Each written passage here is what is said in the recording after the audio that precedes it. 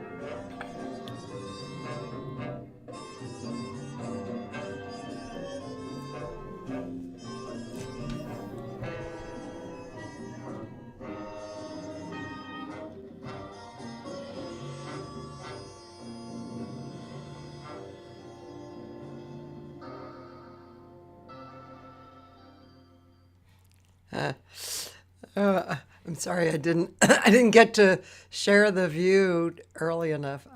I do apologize for myself. I'm a little bit out of it. It was a long weekend, I think. So hi, Jeff. Hi, thanks for having me here. Thank you for showing up. I also usually give you a Zoom meeting ahead of time, and I didn't do that either, so what can I say? No Let me. worries. We're here. Let's hang. Well, yep, we are definitely musicians. All right, I think I'm ready. So Jeff Schwartz, yeah, we haven't really properly met. I've been in the audience for you, um, but we haven't really like had a chat or anything like that. Yeah, great to meet you. You too. You're kind of a you're an icon in the LA scene, at least, definitely. I feel like a newbie. You do? Yeah, but Why? thank you. I don't know. Things go fast. Well, how long have you been in LA? Well, I was born here, but I went away to go to college, and um, I moved back in 2000, and that's when I started playing creative music with folks here, really. So I guess, yeah, time goes by. Yeah. Um, So I can the fella conducting the decisive instant in that video, David Martinelli, who also wrote, transcribed, and rearranged that Sun Ra piece for us. Uh, David is the one who got me into this scene. He had written a master's thesis about Sun Ra and put it on the internet in the early days of the internet. And I had written a bunch about Albert Eiler and also published that online. And the two of us connected through that. And then when I moved back here, I contacted him about people who, were playing this kind of music, and we started playing together. And that that's how that happened. when was that? That was in the spring of 2000. Okay. So, it sounds great. I love hearing that. Really sounds great. And so that group, um, that's like a solid group of yours. Well, I think like all or most big bands, right? There's the lineup is always kind of shifting around. And it's also something that's, not very practical to do very often. But even when there is no money, just lining everyone's schedule is a major Yeah. project. So but it was, we tried to do something, I think, every year for several years. And I started that group with Charles Sharp and Robert Lang, originally to explore conducted improvisation, but I found myself more interested in the idea of kind of avant-garde jazz as repertory, that there are people writing, like Sun Ra or David Murray or Barry Guy or, Vinnie Golia or whoever, writing really interesting music that maybe only ever gets played by their bands, and maybe only once. Yeah. So um uh so Hey, let playing me, this music can I as a interrupt you repertoire, for a second? yeah, sure. Because to me that what you just said is kind of the crux of uh, musicians who are more improvisatory. Um, and I think I don't know if let's just say regular people, who aren't involved in art or music themselves.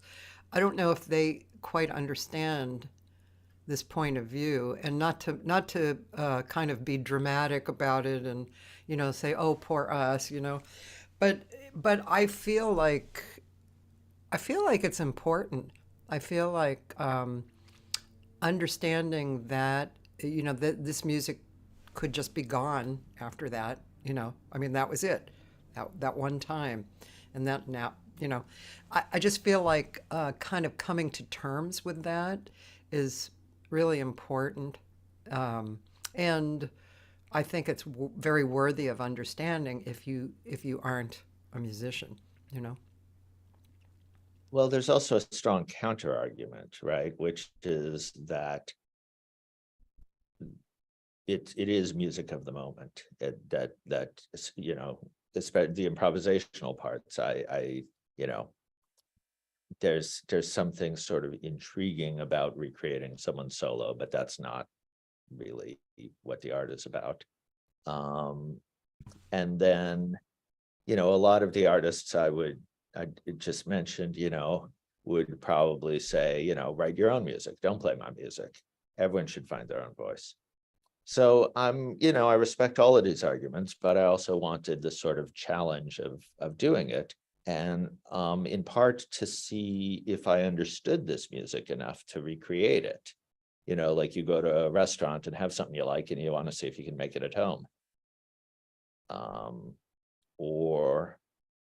And then also part of the motivation, which is why I'm not, I think it's weird to be called an icon, is that, I realized that most of these people, or none of those people, were ever going to call me to play in their band. So if I wanted to play music, I should do it. Right. Yeah, and there's the enjoyment of the playing, and then there's little subtle things about the playing in the playing itself, like when you do reach that doorway into I don't even know how to put it into words, but the doorway into your your deep personal connection with it, so that it comes out of you like your own. You know that I mean that there's a point when that happens, right? Hopefully, especially even if you're playing somebody else's music.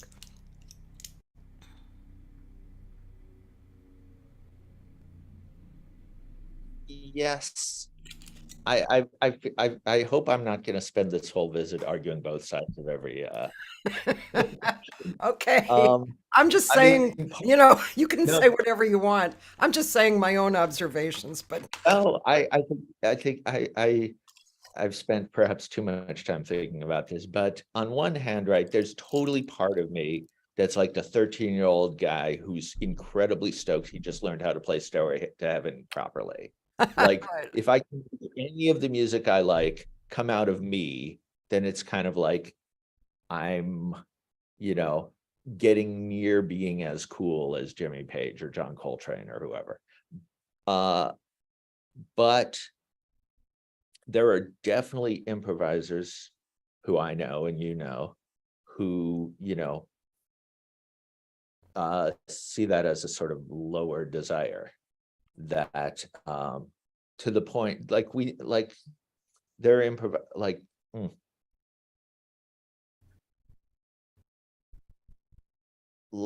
they're definitely improvisers we know who cultivate their kind of uniqueness to the point of like not being able to do anything except what they do, Yeah.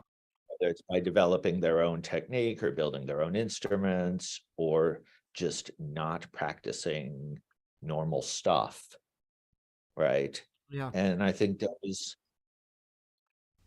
I'm right, like I'm drawn to both of those, right? Yeah. Like my high school band teacher was a studio musician, and I remember reading like Tommy Tedesco's column in Guitar Player and stuff. and thinking, oh, it's so awesome. He can play on, the theme to Jaws today and a Mamas and a Papas record tomorrow and, a bebop record the next day. And then there's also, people, someone like, Harry Partch or whatever, and you go, he is nothing but 100% Harry Partch 24/7. Yeah. Yeah. I it's true. And it's great. It's great. Yeah. Everybody, I think, obviously, truth speaks, if you are um, if you are actually doing what you do in the most honest way that you can do it, that's, to me, that's kind of the ideal. I always try, and it's a little difficult with vocalists sometimes, but I try and lead my students to that, because there's so many students who will beat themselves up because of whatever. I mean, vocalists especially have all this, other stuff going on, and I just like to tell them, you don't have to have the best technique showing, but you have to be yourself. And even if you said, yeah, just like that, and meant it, it would be great, but you have to continue doing it. And to do that, you have to practice, and you have to experience things, and the music. But you're Well, also in a position of booking people too. I do that too, but you really have, you curate at least one series, and probably, I'm guessing, just more. Yeah. And so your point of view on this probably is very, front and present, right? well, I guess it can't not be. Yeah. Um, but well, the series I book is called Sound Waves. It's at the Santa Monica Public Library. It started in 2016. Um, the Santa Monica Public Library, sort of at my instigation, and that's my day job. And I'm speaking from there, Hmm. hence the office with a window full of palm trees in the background. And I'm plugging this series now so that I can get away with doing this on sort of on the clock-ish. But so at my instigation, Santa Monica became the first public library to subscribe to something called DRAM, which used to stand for Database of Recorded American Music, but now just is DRAM. And that's a streaming service for independent and artist-run labels. Oh. It started catalogs of New World and CRI, Hmm.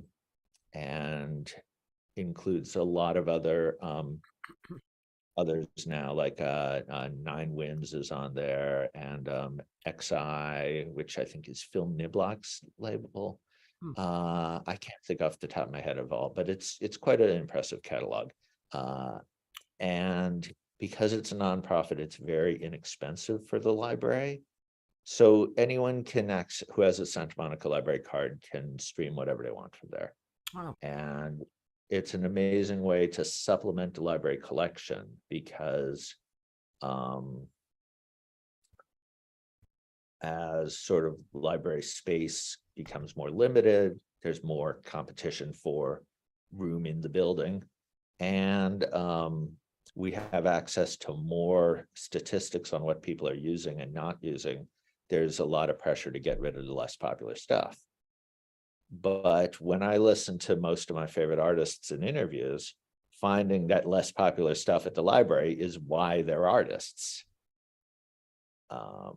So this is a way to have, thousands and thousands of titles that could not justify the space that it would take to have a CD, but someone wants to listen to it anytime, it's right there. Fantastic. So then the question was like, how do, let's do a concert series to to promote this stuff. And that is, you're right, definitely in my particular aesthetic wheelhouse, because it is the intersection of improvised and composed experimental musics. So there's Cecil Taylor and there's Harry Partch. And in LA we have a lot of folks who do both of those, but it's not I mean, there are definitely people who don't improvise on the series, or people who only improvise, but I guess the curatorial sensibility, if I can put it that way, is maybe hopefully you like Lou Harrison and Andrew Hill. um so yeah, I think also something I'm thinking more and more about is like music as like a social practice, that people like to talk about community, and usually what they're talking about when they say community oriented stuff is, how do we get the people who aren't coming to the shows to come to the shows? Yeah. But what I'm realizing more and more, and my frequent collaborator Charles Sharp has pointed this out, and may have been one to convince me of it, is that the shows create a community. The people who come, the audience and the performers. I mean, every time I go to Open Gate or the Oracle, it's like going to Cheers, right? Yeah. And there's all these statistics about how many adults, especially single adult men, don't have friends. We're super isolated. Like, maybe you count the people who you talk to on Facebook or Reddit or whatever, but not like, there's something to be said about having real people. Yeah. And real people who you don't already know. Yeah. Like, if I meet someone for the first time on Facebook, I don't know if they're like really a real friend unless I meet them in real life. Yeah. They might not actually exist, or be in like a Russian troll farm or something. And then I also play in a lot of community orchestras. So that's I wouldn't know any of these people if I wasn't a musician. Yeah. Yeah. I've been ha having Vinny, like, I stirred up the music at Kulak's, right, in North Hollywood. And I just don't feel like this music that we're talking about has enough publicity, or knowing.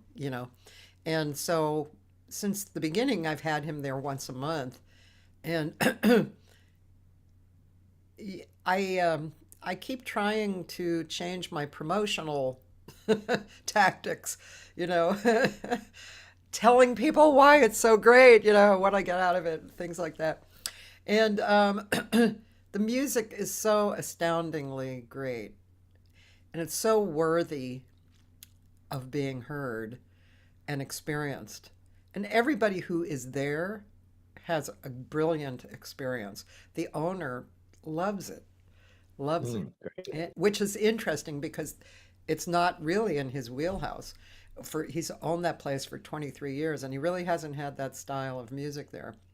Speaking of Kulak's, Yes, just a little good quick, segue. yeah. Jeff is going to be there this Wednesday.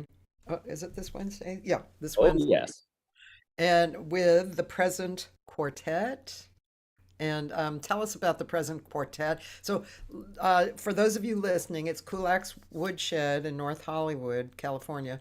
And it is streamable, but really, if you're in LA, you really should come in person because it's just fantastic.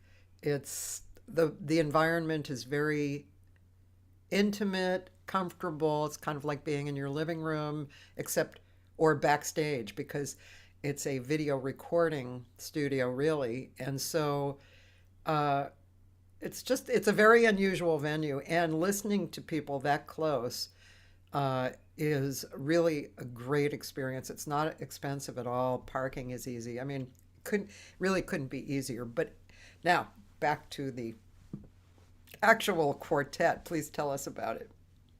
Oh, sure. So I put this band together for my 50th birthday.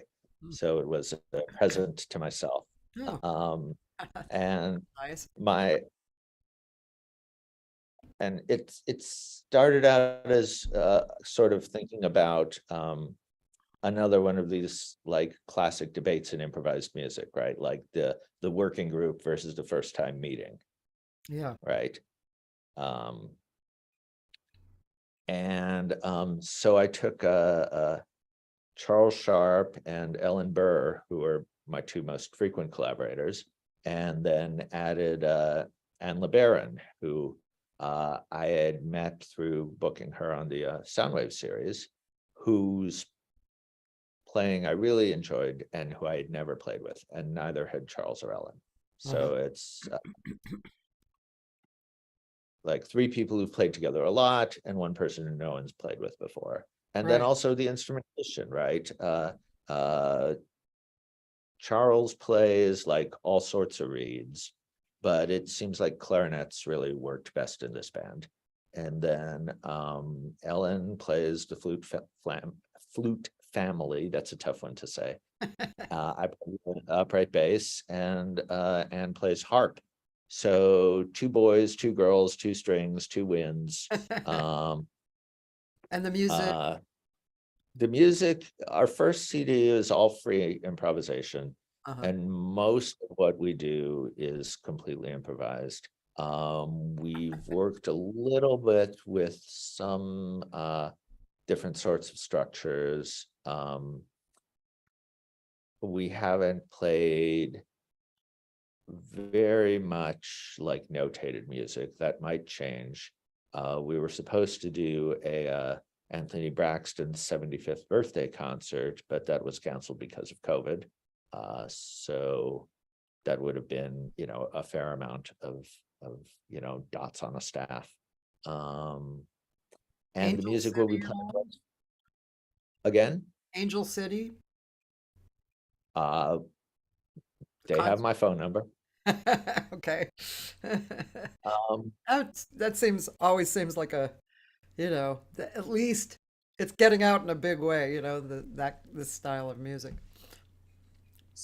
so uh, the event Wednesday night is a record release party for our second album, which is called The Present Quartet and Voices.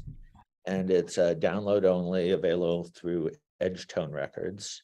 Uh-huh. Uh, Edgetone is my old friend Rent Romus. We went to UC Santa Cruz together. And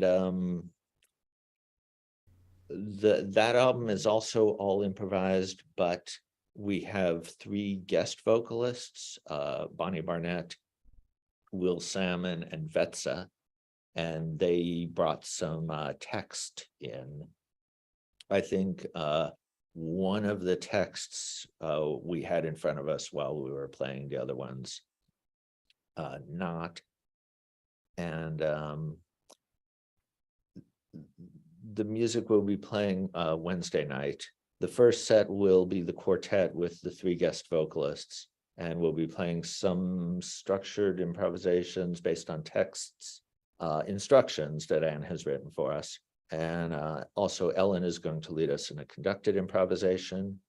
And then the second set will be the quartet with Andrea Centazzo on percussion and electronics. And that will probably be all improvised. There might be a little bit of a timetable as far as, what combinations in what order, but probably not.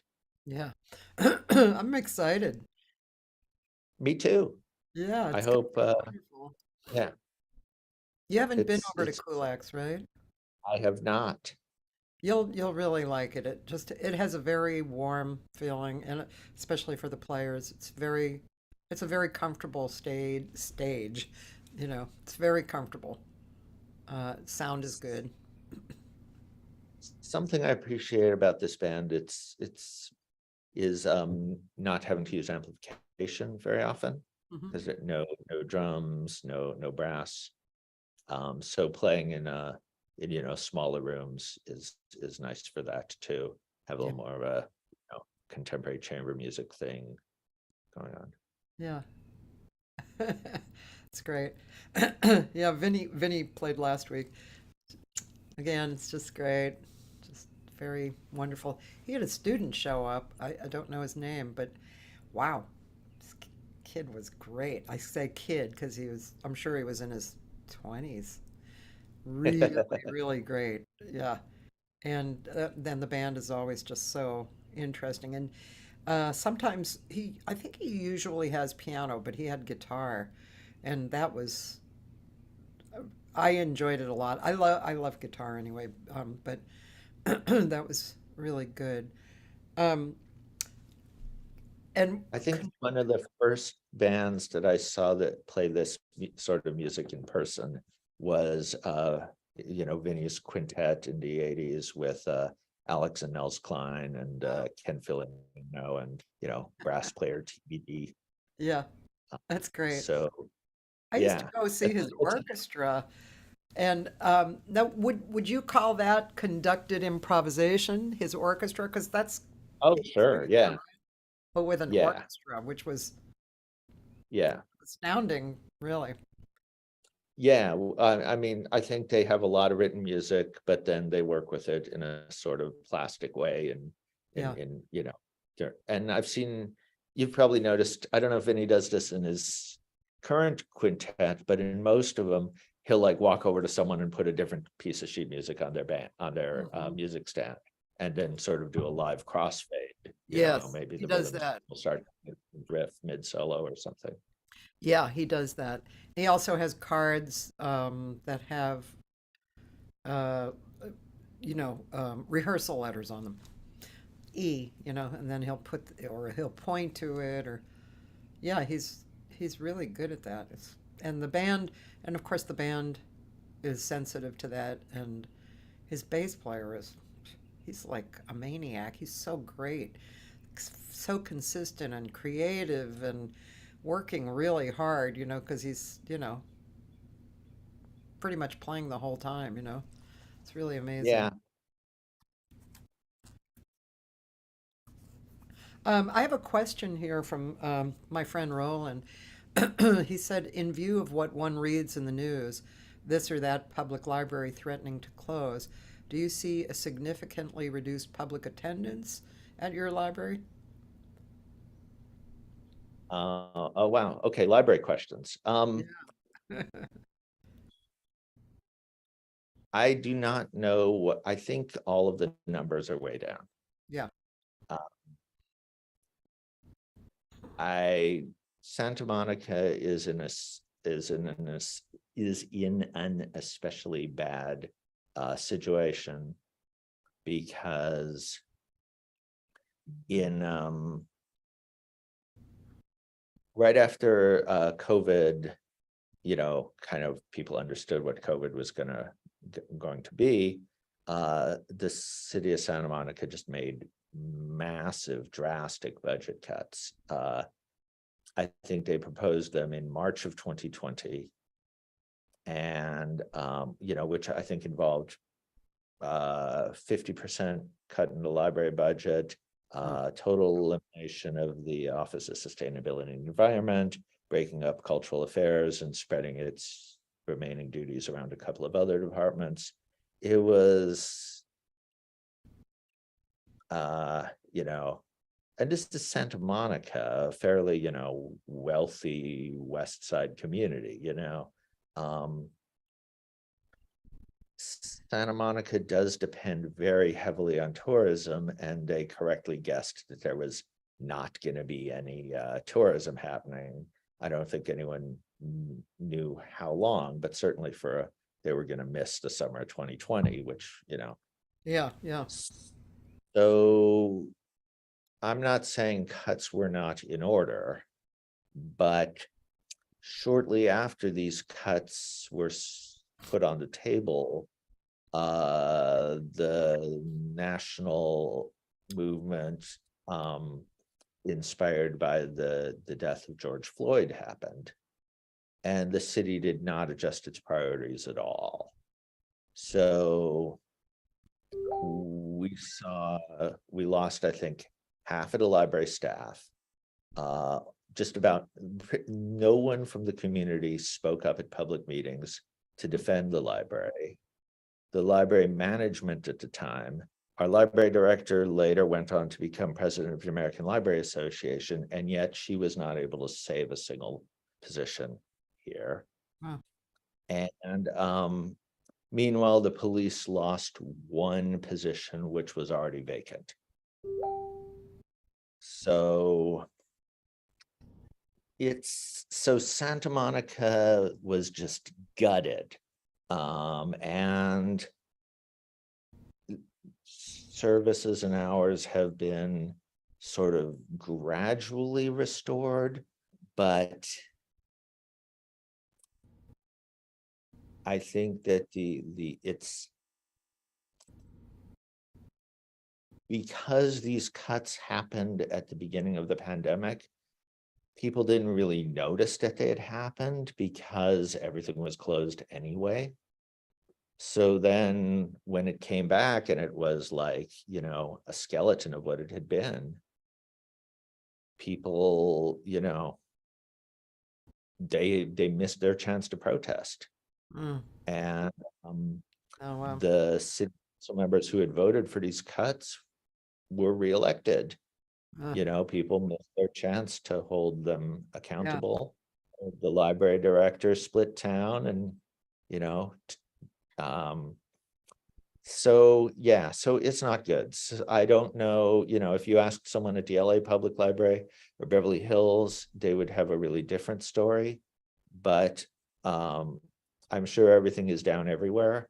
But on the other hand, we do not, as far as I know, have people come in here and, burning our books by queer authors. So there's always an upside. That's good. Yeah. Let's see, the library in Glendale is, I've never been in there when it's overrun with people coming in. However, there's a really great feeling in there. People come in, they sit in these very relaxed areas and read. And you definitely get the feeling people are coming in to have an experience, of calmness and, inflow of creative information, or just, sitting there and reading. But it's really nice. I don't think I've As far as, been. I'm going to oh, join go the on. Santa Monica Library because I want to be in, I want to be able to get the dram, as you said. DRAM. Yeah. Yeah. But yeah, it's on the other side of town for me, so of course I may not kind of Yeah. just happen in, but Well, if I can go back to what we were talking about promotion and building the audience, yeah. I think, I have a real advantage working being based in a library because people trust the library. There are a Yeah. lot of people who come to everything that the library puts on. Oh, There's a senior building just down the block, and there are people, like you said, who just come to hang out and absorb culture, and also, so there's that, right? And that's important, that it's not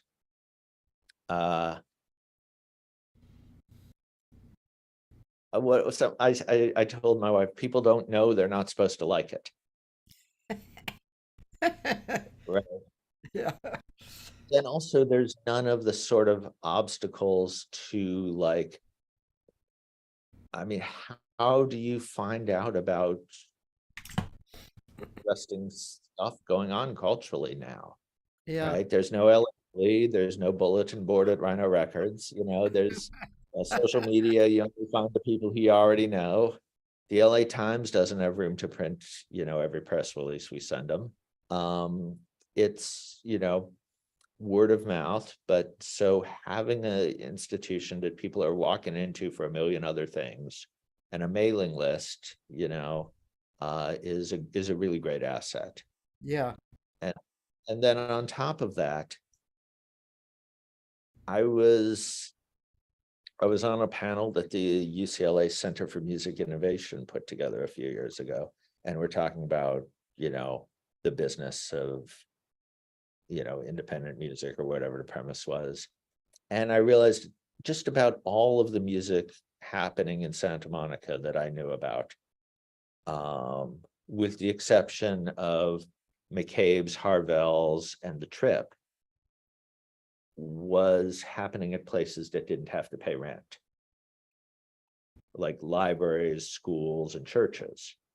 Yeah. And Santa Monica is a pretty vibrant music scene. I mean, there's 2 symphonies, 2 chamber orchestras.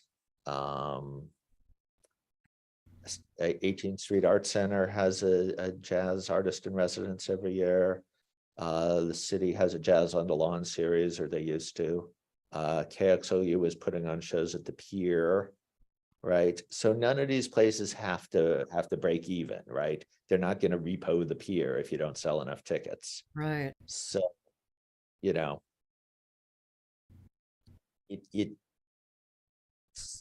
seems, virtually impossible to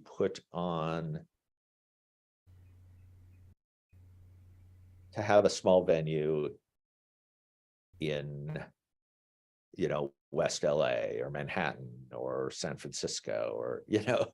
so the public and nonprofit space is where this stuff has to happen now. Yeah. Yep. Yep. I feel you. Kulak seems like an interesting business model. I assume that it's like a functioning recording studio when it's not open to the public. No. Really? Yeah, Well, tell and me I'll, more. I'll tell you a little bit about it. It's really no big secret, but so Kulak's, he started it 23 years ago. He was kind of a singer-songwriter, and he was in kind of the editing business and uh, with the industry for about 10 years, 10 of those years. And he did it, Kulak's, as a labor of love. He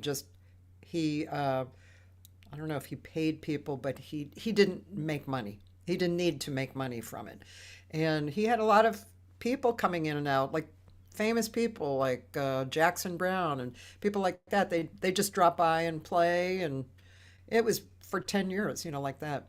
Then I think he went out of his business at that time, and so the model changed, and he was always very intrigued by editing, the whole process of editing, and he was building on what he could, to make the editing and the recording process good, the video recording process.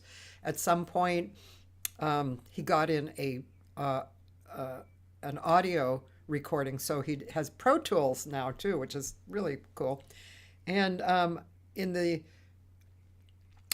he did have, I don't know how long ago, possibly 10 years ago, he had, I'll just say a little bit about it. He had one of those crazy neighbor problems, and who took him to court and, you know, tried to shut him down for really no reason.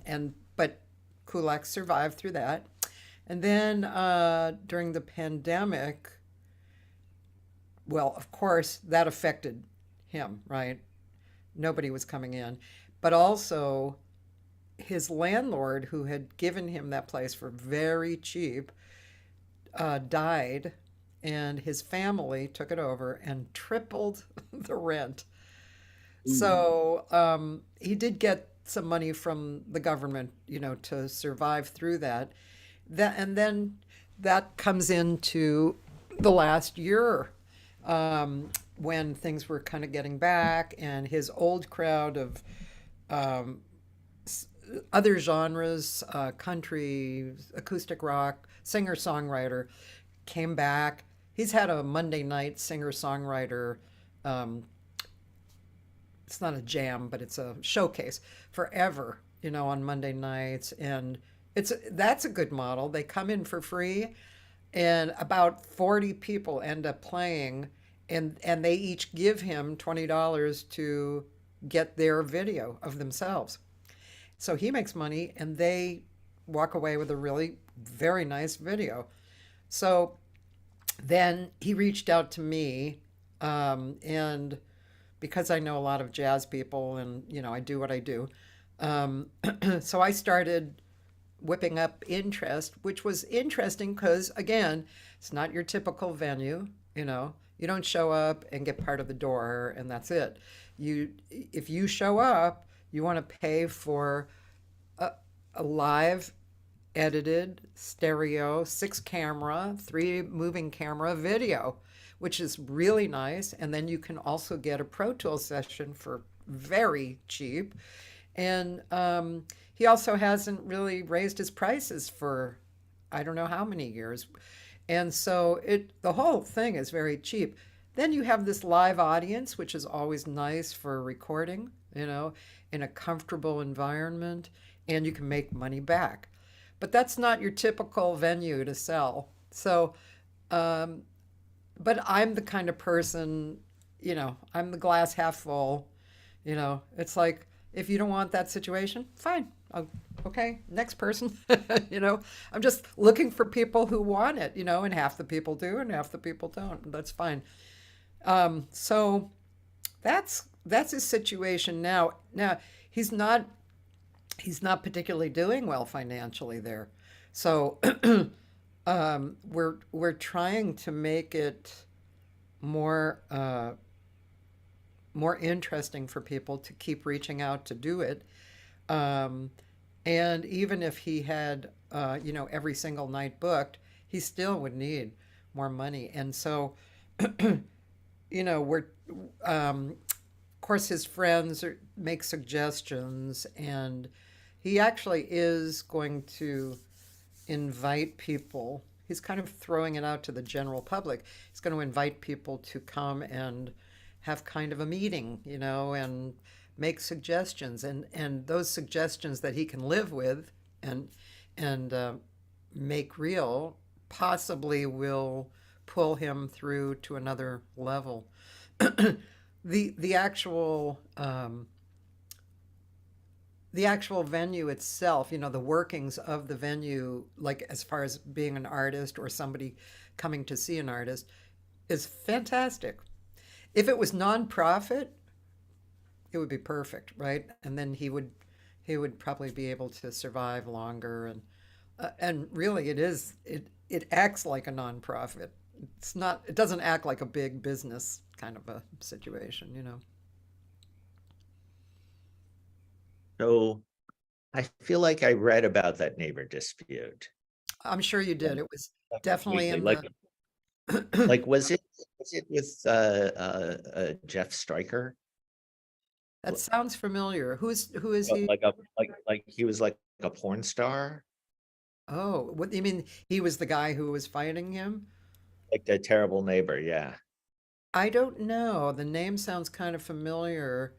A lot of people came to the city meetings and, really Yeah. fought for kulaks. I feel like the LA Weekly wrote about it back when it still existed Probably, because yes. it had this like lurid angle. It wasn't just like, you know, someone who's, mad that there are, Right. hippies with cars parked in front of their house, but Yeah. like something actually, a little more Dave the Locust. Um, Yeah. but that is a super interesting model. I mean, it's when I was talking to the rest of the group about it, and actually for myself too, right? Like the first reaction is like, "What? Pay to play?" But if you think of it instead as like a recording session with an audience, then that's totally reasonable. Yeah. I agree. Yeah, it's not, I mean, I'm not into pay to play. I obviously, being us, sometimes we play with nothing offered, but this is a different situation. It is, you end up with something of value that you can use, and so it's pretty cool. Yeah, I'm really looking forward to it. Yeah. How about if could I share some more music with the audience? Um, Absolutely. now I mean I just went on your YouTube channel. Is that where I should go, or Oh is there? goodness, that's quite. I don't think I've been keeping that up to date at all. Let Okay. me let me send you a link to something newer. Okay. Um, I also so- have while you're looking for your link, my friend sends me the allmusic.com, and oh goodness, sometimes I'm here what that's about.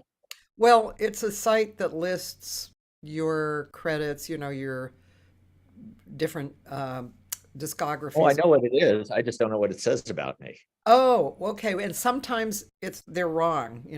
However, Yes, in the library business, we call that authority control, well, making sure it's to correct Jeff Schwartz and not the other yeah, way. yeah. So I'll just mention the different people that whose projects. It starts in 1973 with Tim Hardin. Yeah, that's true. I was 5 years old. But it says steel guitar and pedal steel. So was that you? 5-year-old me was Oh, excellent pedal okay. player. You were 5 years old. I had to sit on a couple of phone books to So there's Pat Temple, Lionel. nope, no, Adam. What did you say? Sorry. Adam. Pat Temple, no. Cover art concept. Lionel, no, that's not it, right? Lionel, production coordination. Bobby Paunetto, engineer, no. Marasco, drums. I don't think that's you. Pure 80s Love, the number one hits. I don't think that's you. That's totally me. Phil Curtis, that could have been you. Double. Yes, yes, Okay, that was in 2003. And then there's, well, Kristen Amigo. That could have been you. yes, Yes. yes. Both Phil and Christian's albums are recordings of the group Surreal Estate, which is the group that I started playing in when I first moved back to LA in 2000. And that was sort of a bunch of mostly it was UCLA ethnomusicology grad students who wanted to do free improvisation. Oh, cool. Uh, yeah, and many of whom I still work with. The link that I'm trying to find for you is to a recent performance by the group Intangible, which is sort of based around Robert Riegel, who is the founder of Surreal Estate. But keep reading this mysterious CV. Well, I think I had a credit at one point, one which is would have been definitely not hilarious. you. I'm thinking Avril Lavigne, the best damn tour production assistant. I don't think that's you. Then there's the album Next with it looks like this group, the Present Quartet, but with Andrea and you and Charles. And then Yeah, there's that's a free improvisation group. okay. So Then there's the West Coast Chamber Jazz Trio. yes, that is me and Andrea with Ellen Burr, and that group plays Andrea's compositions. Uh, Next didn't play any written music. Charles and I had kind of stirred Andrea out of retirement to hoping he would write something for our large group. And he's like, let's do a trio session. So we did. And then we did a bunch of shows with that trio. And then he broke out some written music, and I don't think Charles was that into it. So I brought in Ellen because I knew she could read anything. And that's been a very successful band. We've gone to Italy a few times, and the Bay Area, and we're going to be in Culver City at the Industry Cafe this Friday night. We've also started playing some Steve Lacy songs. Andrea's first kind of major, work outside of Italy was with Steve Lacy, and those records are getting reissued on vinyl now, and so we've been revisiting some of that material, which is very interesting. I mean, at the time of those records in the sort of 70s and 80s, Andrea was playing like a huge drum set with lots of gongs and stuff. And now he's playing a much more reduced kit, but using electronics, including some samples of Steve Lacy. So it's a really, I think there's several bands that have kind of played Steve Lacy's music after his passing. And I think we have, a distinctive take on it. At the same time that it's great to play that music with somebody who got it directly from the man, it's also great to play it using what we know and have in 2023, as opposed to, the materials of 1980 or whatever. Yeah. So you're going to be at the Industry Cafe, and what time? 6:30 to 9:30. Oh, okay, early. Okay. Yeah, and that's a monthly thing that I do. Oh, it is?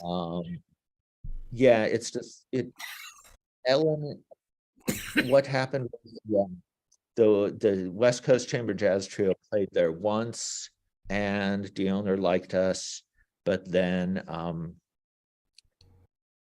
Andrea was not really excited about playing while people were eating dinner and talking and making espresso and all of that stuff. So Ellen and I, for a year or two, would have different people in every month to play with us. Sometimes we would do a pickup band and play some tunes of some sort. Sometimes we would just play wide open. And we had some really cool people. Vicky Ray played with us. Vinny played with us. Alex Klein. And everyone who I didn't mention is also really cool. But So is then this after, every third Friday? well, it started out as the third Thursday of the month. So we called it Thirds Day, because I like things that are hard to pronounce, apparently. And then after the pandemic, or, sort of after, right? But when the restaurant reopened, we moved it to Friday because I had to work late on Thursdays at the library. And that was also, I'm pretty active in local politics. I'm currently president of the Culver City Democratic Club. And I was getting asked a lot to play music for different kinds of political fundraisers. And people were, I knew that people did not want to hear, abstract free improvised music while they were, having wine and being asked to donate to progressive politicians. So I put together a band that could play standards. And then that band, has sort of branched out, and we're playing more original music and less standards, like still stuff that, mostly has, time and harmony, but is not, not in the real book, just to mix it up a little bit, right? Yeah, yeah. All right, where did you send me the link? Oh, I haven't, because I've been talking too much. Oh, okay. And you could actually put it in the chat if you'd like. Okay, great. Just a second, sorry. So that band is called the Soapbox, and usually the Soapbox is at the Industry, the third Friday of each month. But once in a while we do something different, and in this case, it's the West Coast Chamber Jazz Trio this Friday. So, okay, I have found a link that I wanted to share. Okay. And this is a band called Intangible. And we also, a version of this with improved sound is available on Bandcamp for you to download. I'll send you a copy of that too, a link to that too. And I obviously I won't play the whole thing because it's a half hour. But Yeah, and it is two pretty long pieces. So maybe you want to play some of the first piece and see what happens. okay, great. Great. And can Or, I take a little break while you're playing this? yes, you can.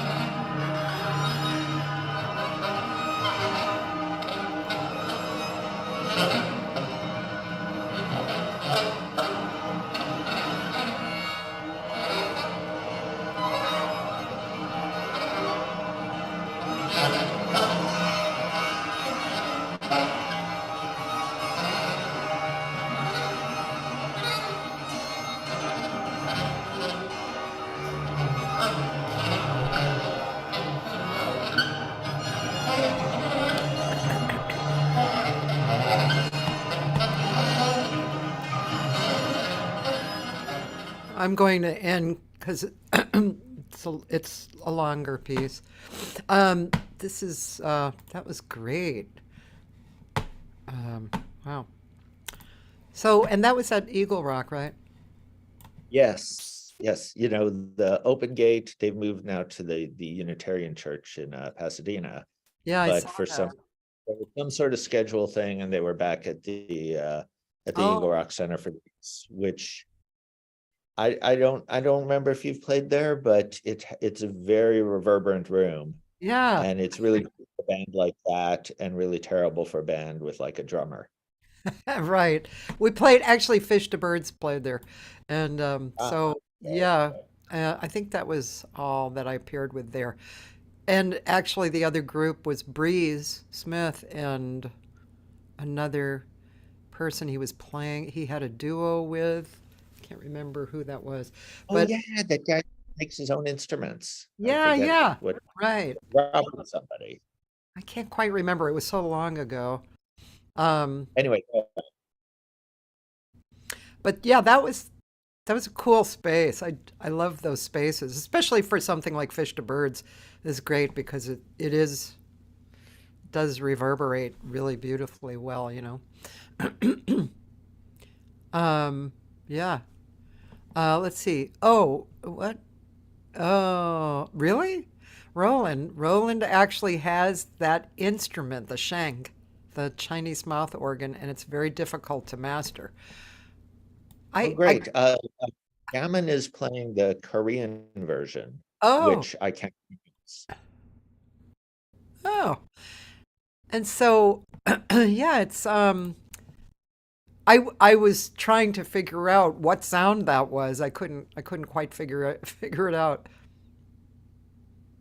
because all of you were playing, you know, different sounds. Yeah, I that was the first time that group had played together. Yeah. Um, that Robert and I had sessions with Tim and with Gammon, but we'd never been together as a quartet before, and we didn't really discuss what we're going to do. But um,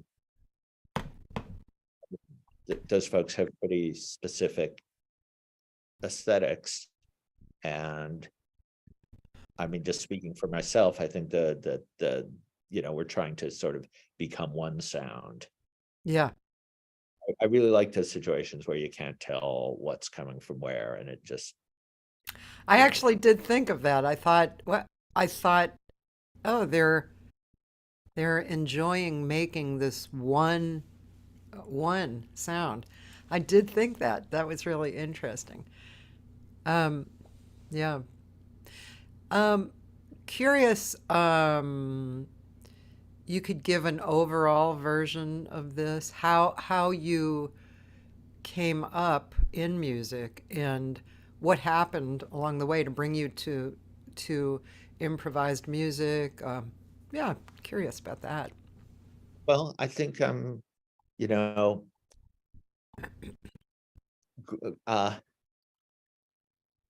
I think coming up, in the age that I did, right? I'm 55 now. So I think I just missed kind of the golden age of LA punk rock, Hmm. but I never saw Black Flag or the Minutemen, not that I was, cool enough back then to have gone anyway, but that all of those people talked a lot about free jazz.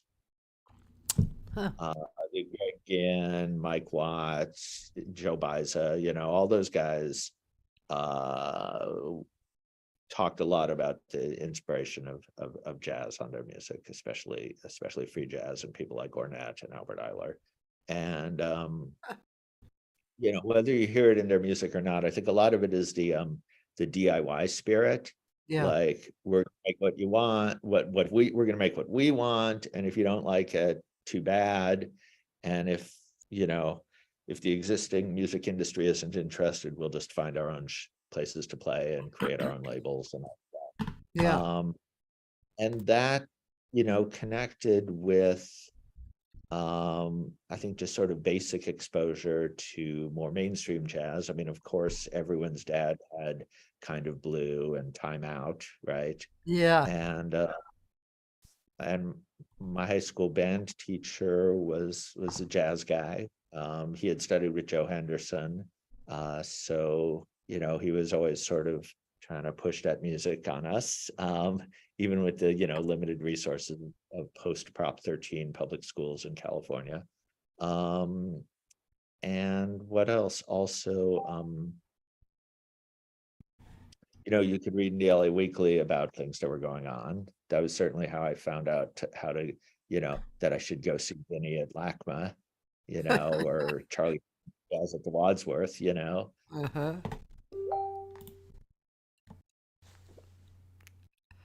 And Uh, so, and yeah. were you playing classical, or did you grow up playing classical music, studying, or? No, not at all. I mean, well, in a sort of weird way, because of Proposition 13, school music was pitiful.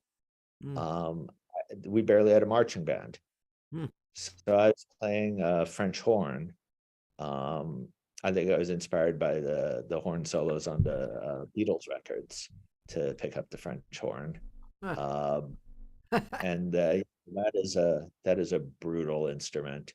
Uh, and I have none but respect for the people who can play it well. I am definitely not one of them. But it took me years to figure that out. Meanwhile, I was, like half of the dudes in the 80s, a decent rock guitar player. And because I could read music, I was recruited to play in like community big bands and stuff. Like Huh. that's how hard it is to find a guitar player who can sight read, right? You got Yeah, to get a kid. yeah. Uh, and then the bass came later, but it always felt better, both like physically, it doesn't hurt my face, and also like I sound like myself a lot more than I sound like on guitar. I never it's hard to find your own thing on guitar. Much credit to all of my friends who sound like themselves on guitar, because I just sound like KLOS.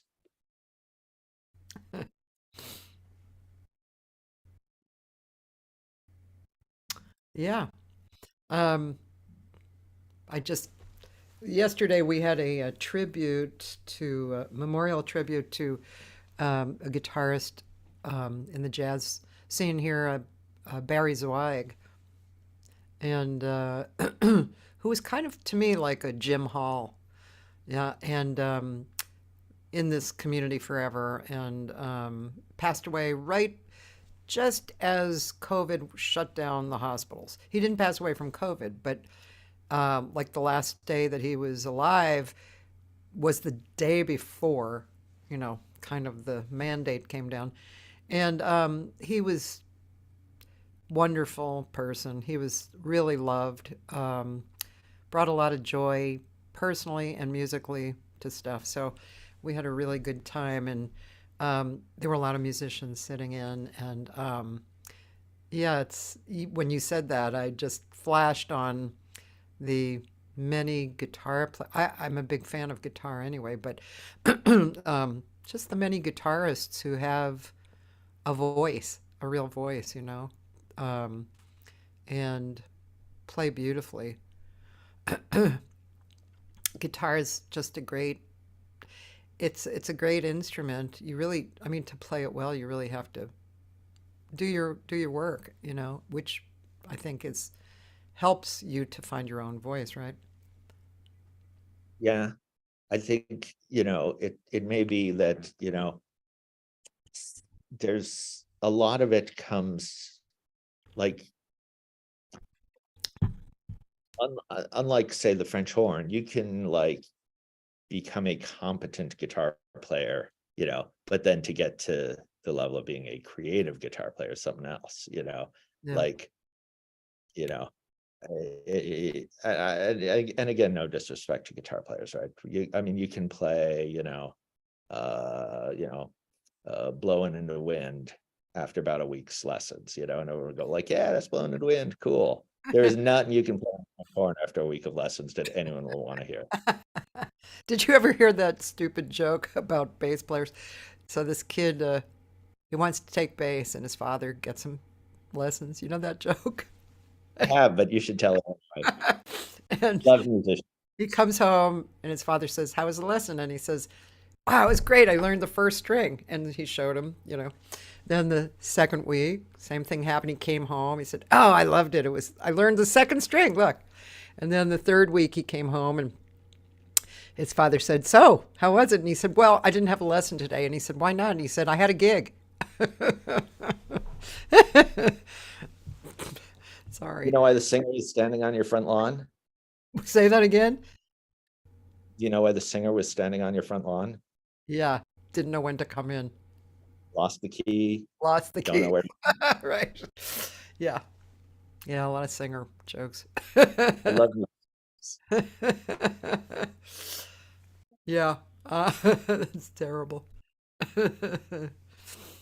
Um, okay, so what was the point that you actually started investigating playing more free music?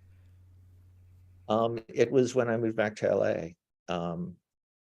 In 2000, I really like I had played in like rock bands that improvised, but I kind of thought that like, free jazz or free improvisation required a level of like understanding and just stuff that I didn't have. Um, but then I got to know people who actually did it. And it was like, no, you just do it. Somehow I imagined that it was like that I needed to be able to recognize everything that was happening and analyze it. Like to hear like, oh, this person is playing 5 against this person 7, this person is playing a G, this person is playing an E, and I am not sure that anyone's brain is really capable of doing that, while also playing full, in a band in the middle of something, you Yeah, know. yeah. Uh, except for Tyshawn Sorey. I don't know if you know that dude, but Uh, he's superhuman. But the rest of us, yeah. And even if so it the more I met people who are already doing it, I realized that you just do it and make a statement, and it's juxtaposed to other statements, and meaning comes out of that. And mm, that meaning doesn't have to be expressible in the sense of like a harmony or a rhythm that you can analyze. But even if it is, that level of analysis that I was fantasizing about, like bringing that to consciousness is too slow. The late Carl Berger, who I was lucky to study with a little bit, said the conscious mind is too slow to make music.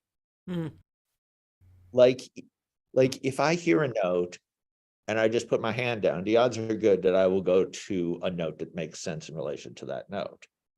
But, I don't have perfect pitch. I have, mediocre relative pitch. So if I, by the time I go, oh, he's playing a D, I'm going to play a B flat, it's too late. Something else is happening. yeah. Uh, but my hand knows, right? The brain, the like ear to hand thing is faster than the ear to brain to hand.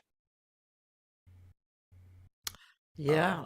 Um, I that's that's an overly long explanation, but I'm probably doing a lot of that. have Saturday night I had a gig at Kulak's with Larry Coons on guitar and Josh Nelson on piano.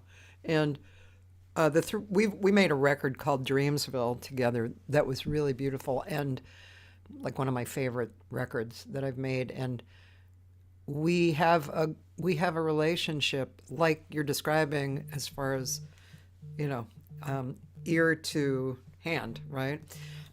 And it's that's what was just it's so beautiful. It's like there's a space that's created that is a space of trust. And so you create space, you use space, and the space is created. It's kind of two different feelings of space. And then when somebody plays something and you come out in that space, um, it's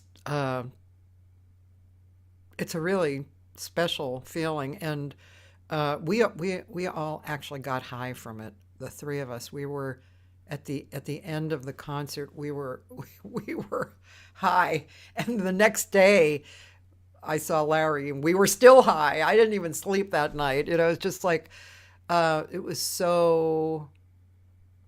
It was one of the better gigs I've ever had. You know, it was just such a beautiful experience, and which is another reason why I do feel I don't feel like I have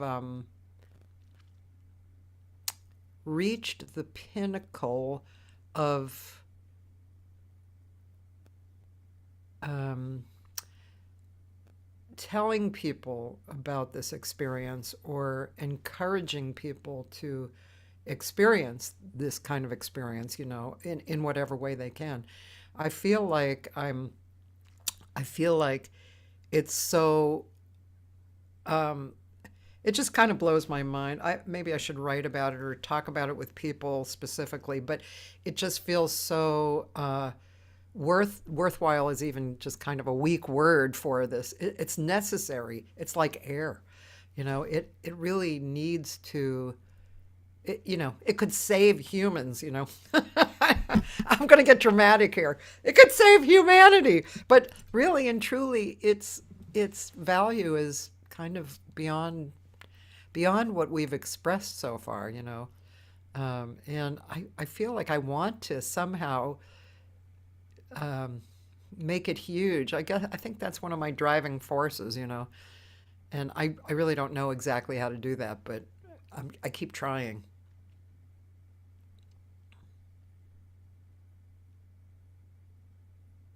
So, do you feel like that's the same if you're playing completely improvised music or tunes or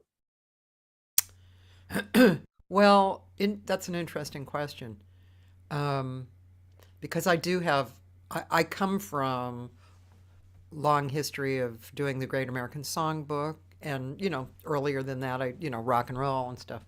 But so I just turned 70. So I've been singing all my life, and not that that brings me necessarily to this moment, but because I'm a searching kind of a person, um, I feel like now I'm going through yet another level of kind of being. It's not totally improvisatory, as in just starting something and not really following form, but within following form and also speaking my truth while I'm singing. There is a improvisatory nature, like for instance with Larry and Josh.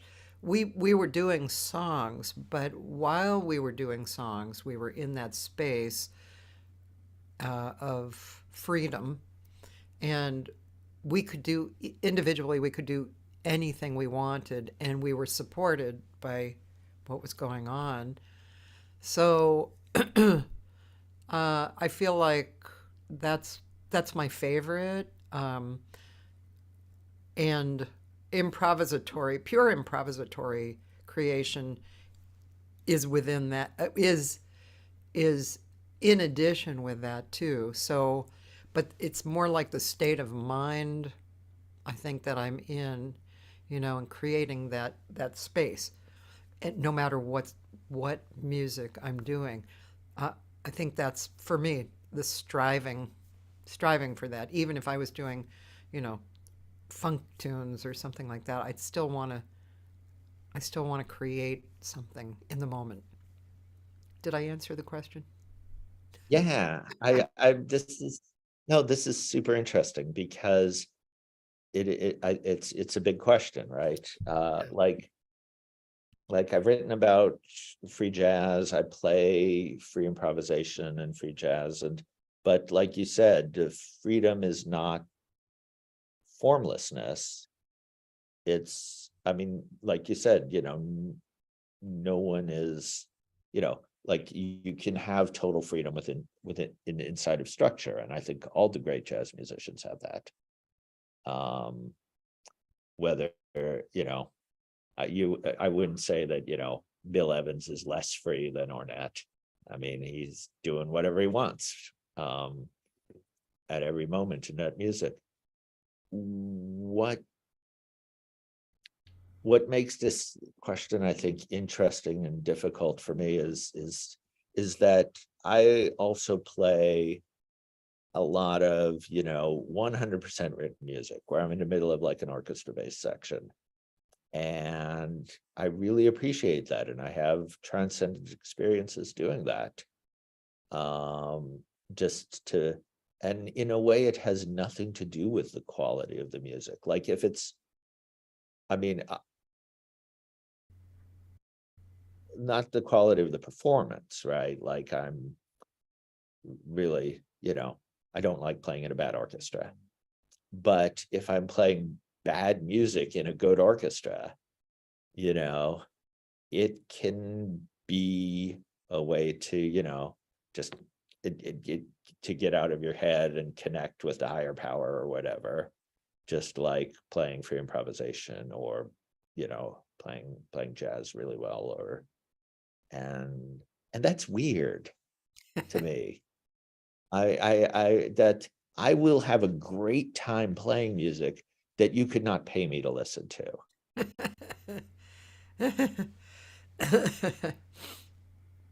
And I don't know what to make of that. I mean, I think it's I was talking near the beginning, I think, about like musicians who I think make themselves as unversatile as possible in order to be creative. Like, I'm just going to do my art and nothing else. And sort of the opposite is, I think, people who get so into the freelance world that they lose their sense of aesthetics. Um, but you know, so yeah, I'm not as articulate about this as you are. I think I can sort of raise the question and leave it. Like, I'm not like I'm not seeking, you know, hack work, but if it finds me, I'm gonna try to do it in a way that's transcendent, because why else would I do it? I mean, except, money, but Oh, that.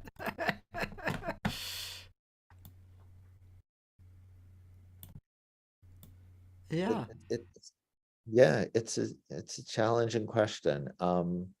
I started after I'd been back in LA for a few years. David Martinelli, the fellow you saw conducting Tiny Pyramids, asked me to play in an Arabic orchestra that he was in. And that band, MESTO, directed by Nabil Azam. MESTO stands for Multi-Ethnic Star Orchestra. Mm. So Nabil was also an ethnomusicology student at UCLA. He got his doctorate writing about the great Egyptian composer Muhammad Abdul Wahab, who Nabil had worked with before he came to the US. So in the context of ethnomusicology, it's fascinating to have this, non-Western person writing a dissertation about themselves instead of a white guy in a pith helmet going out and writing it. Yeah. But the more important thing, at least in relevant to my life as a musician, is that that was the first time I had to play in a string section instead of a rhythm section. Yeah. So suddenly my self-taught bass chops were no longer adequate, and I started studying with David Young, who at the time was the principal in the LA Opera Orchestra, and so I got my classical thing together kind of in my 40s maybe. So that's also, I think, a really different relationship to classical music. On one hand, right, classical musicians know something about playing their instruments that the rest of us don't, especially like on the bowed strings. The level of technique, they're not a lot of, well, it's changing, but you listen to someone like Francois Rabat or Renaud Garcia Fons, or, and you imagine being able to improvise with those kind of chops is, that's not a goal I'm going to reach, but it's not a goal I've heard many other people, maybe John Clayton. But on the other hand,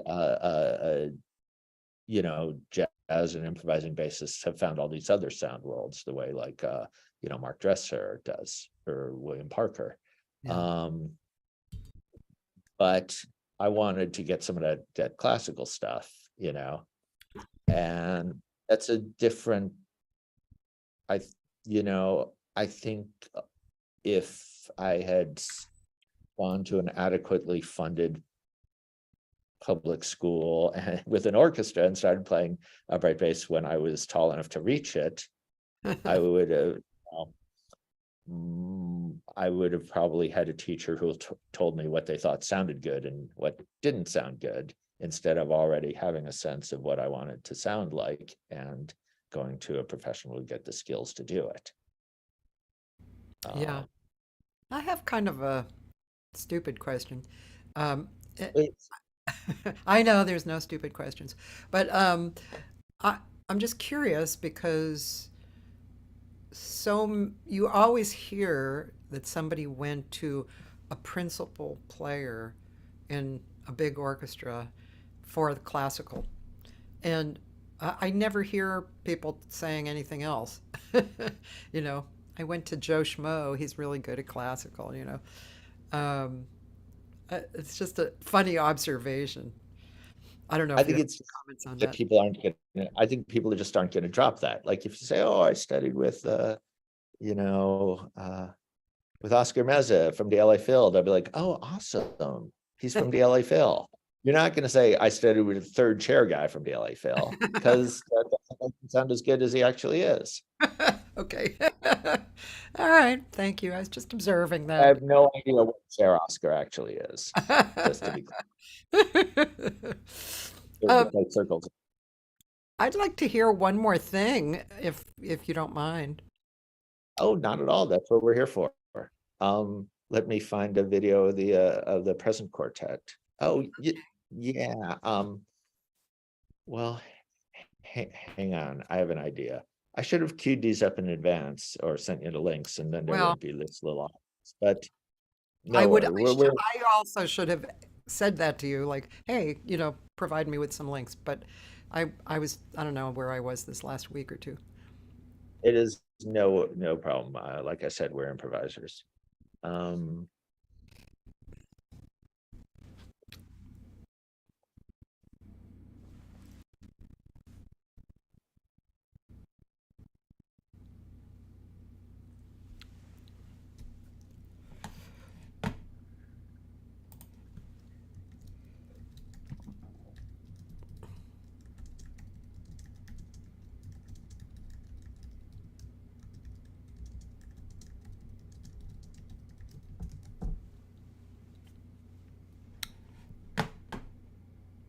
so what I'm hoping to find is a video with Anna Homler. Uh, we uh, we performed it Beyond Baroque not that long ago. Oh, Although who knows with the pandemic what my sense of time is. Um,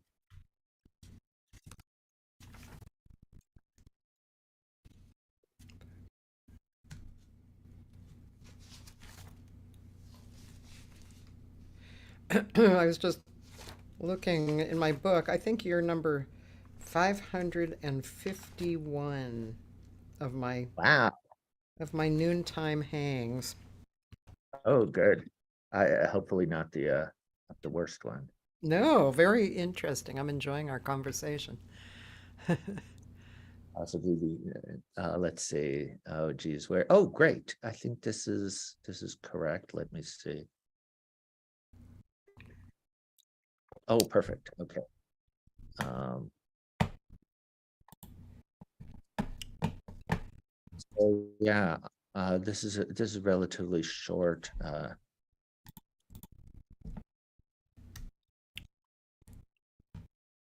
This is Anna Homler and myself at the memorial for Linda de Albertano at Beyond Baroque. This was it says what the date is on it. Um, let's see. It is this past September, Okay. or, well, streamed live on December 10th, 2022. Yeah, it went up right after it happened. It was a really great event. Speaking of community, I So, think, you know, so this film is,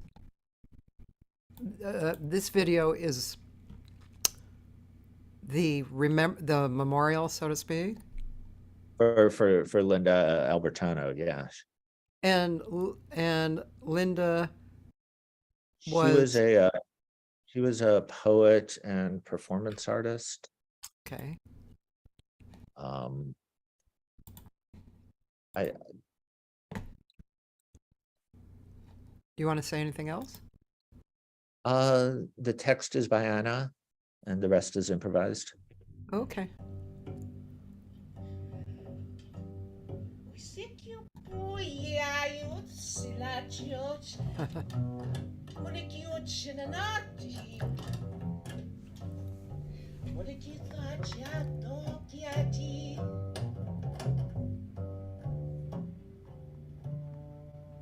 I've been marinating in solitude.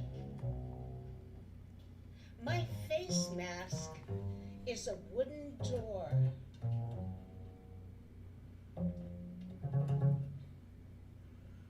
I've been steeping in sorrow.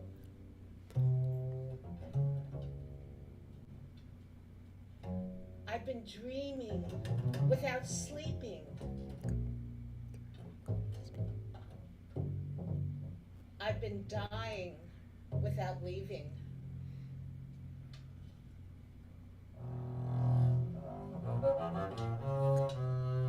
On a cruel afternoon, my front lawn becomes a lumpy green sea. How will I cross it?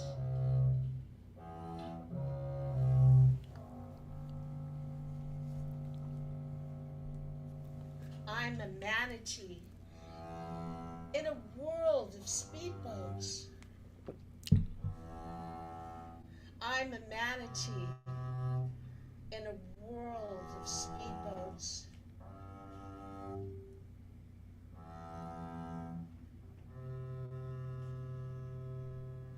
In my dream, I'm in a dark hotel with winding hallways. On the doors are old master paintings. In one room, Linda's asleep in a bed with a turquoise headboard. She's dreaming of shimmering landscapes and the secret lives of clouds.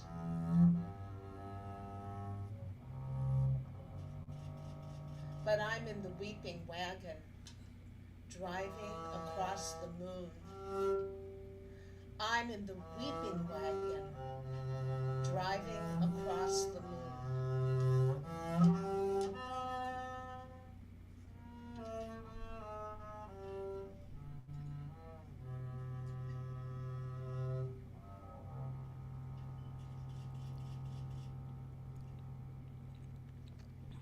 Thank you. Oh, that was nice. I rarely speak English. Thank Thank you. It was lovely to see you sign. I'm gonna hobble off. Oh, I'm Anna Homler.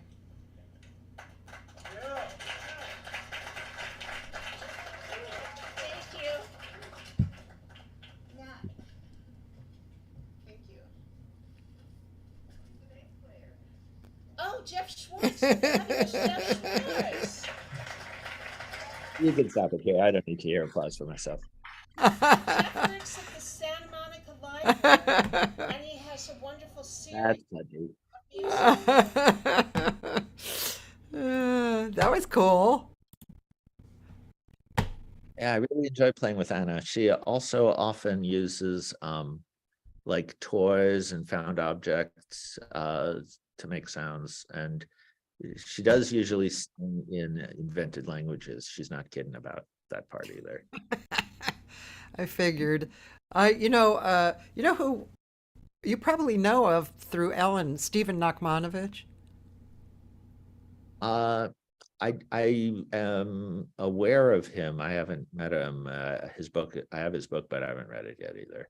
Yeah. Sorry. Now he has two actually, but he's he's he's a great improviser, and he also speaks kind of in other languages or another language. Maybe it's the Nachmanovich language, and he plays improvisational violin. He's really he's a really cool person. Before the summer, we were having weekly Zoom meetings for 2 hours on Mondays, which was really fun. And maybe we'll return to that. But we did that, I don't know, for a year and a half, 2 years, something like that. And it was Yeah, nice. Ellen Kind of a to small get me group of to people. go to those. Yeah, you would enjoy it. It's really, we don't always talk about music. We talk about life but it's nice. It's a good conversation always. Um, but what was I going to say about that? I don't know. That anyway, it's great. It's great to have that freedom. I like how she repeated ideas too. Um, I don't know if that was kind of in reference to the woman who died. Maybe she did that too, but it's nice to have something repeated. You can say it in a different way, and also it has a little bit more impact. Yeah, I mean the participants in this event were mostly poets, so uh, some sort of some level of craft on the text was appropriate. Yeah. But there are going to be a couple of things coming up with Anna. She's going to be on the series at the library in the fall. I can't quite unveil the fall season yet, but there should be a show with Anna and me and Jorge Martin, who does electronics. Is it monthly? More or less. In the before times, it started out monthly, and then in the before times, it got to the point where I could almost do 2 a month because I was working with Pianospheres and Jacaranda. They would each offer me a free preview of their regular shows as well. So that would be another, I don't know, 6 or 8 shows a year. Hmm. Which seemed like it was a great thing for everybody, because especially for the Pianospheres folks, we would do something on the Wednesday night before their Tuesday night show, and the person would get to kind of play maybe a third or a half of the music they were going to play, and talk about it with the audience. And if I was going to learn 2 hours of impossible contemporary piano music, I would certainly want to play at least some of it more than once. And Yeah. it helped them sell tickets for the downtown shows, as well as reach new audience. And so short answer is, yeah, it's going to be pretty much monthly. Yeah. There's going to be one extra one in the fall, two extra ones in the fall. One is a collaboration with Angel City Jazz Festival, and Oh, cool. and the other one is just because there are touring acts coming, and I can't say no because they're so awesome. Yeah. That's good. I I know who I was thinking of before. Who I think I missed already in LA, but Hermeto Pascual. Oh yeah, he was just here. Yeah, I He missed did him miss it. because I was out of town. But I have actually been in a summer camp with him, um, as Wow. I was a teacher for the singing, and he was obviously a teacher for what he does. So I got to see him up close and see him work several times. And In Brazil? actually, was it Argentina? I think it was in Argentina. And Wow. yeah, it was really wonderful. I mean, yeah, he's pretty special human. I forget who, I had a friend who went to see him here, and I have to find out how they enjoyed it. I mean, it was, I was like, oh, damn. Oh, Bunch of hi, folks I Scott. knew, Sorry. bunch of folks I knew went, and they said he was awesome, the band was awesome, and the sound was less than awesome. Where was it? One of the big I don't theaters. remember. Yeah, I The know. Ace? Yeah. It's too bad those theaters, uh, I mean, I don't think it's the theater them itself, right? It's the sound, something, and the I don't know. Sound engineers, they sit in one spot. Like actually, I went to see a group at the Smothers Brothers Theater in Pepperdine, and the sound was really bad. I mean, maybe for the sound person it was good, but that's not where most of the people were sitting, So yeah, it was kind of disappointing. But oh, it was at the Mayan. Roland, did you go? Scott Hustis is here. Hi, Scott. By the Back. way, Oh, I'm going to the Oracle tonight, the Oracle Tavern downtown, because I checked it out. Who's there? And guess who's there? Vinny.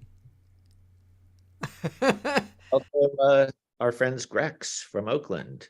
Oh yeah, right. That's gonna be fun, huh? Yeah, I'm Yeah. not going to be there. It's going to be great. Sorry. But I wrote it down in my book, and so I was kind of planning. I wanted to see who was there, but now I'm Yeah. definitely going. Now I'm plugging other people's gigs. Great. Okay, so we're coming to a close, and I wanted to plug Jeff's gig this Wednesday night at Kulak's. If you're out of town, you can actually stream it on Kulak's Facebook, and you just scroll down a little and you'll see it. But as we know,